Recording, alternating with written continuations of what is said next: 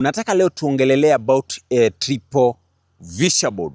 Juzi niliwaambia kujenga course 9 pale chini hadi ifikie kwa lendo na irudi after lendo uwekelee course 3. Sijui kama mumeelewa sahi kwa nini nilimaanisha kitu kama hiyo.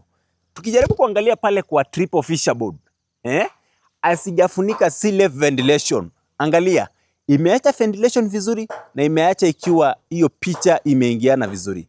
Lakini kama ingewekwa course 2 pale, ingekuja ifunike ventilation. Na ventilation zetu zinasaidia sana, zinaingisha hewa ndani na zinatoa nje. Ndio maana tunatakanga at least kutoka kwa lendo tuwekelewe course 3, alafu kutoka hapo kwa course 3 sasa roofing yetu inaanzia hapo, alafu tukuje tuweke fascia board vizuri na tuweke ile TNG ceiling isunguke vizuri, ndio hiyo nyumba ipate kutoka vizuri. Na tena inasaidia wakati ambapo tunafanya zile gypsum za ndani, inasaidia hiyo gypsum isikuje kufunika zile ventilation.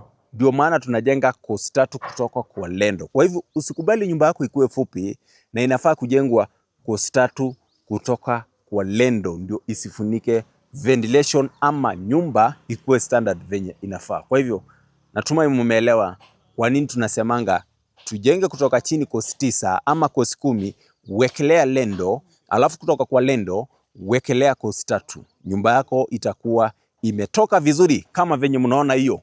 Angalia hiyo venye iko standard vizuri. Angalia hiyo fascia board venye zimetoka vizuri. Angalia tu venye roofing imepelekana na hiyo nyumba.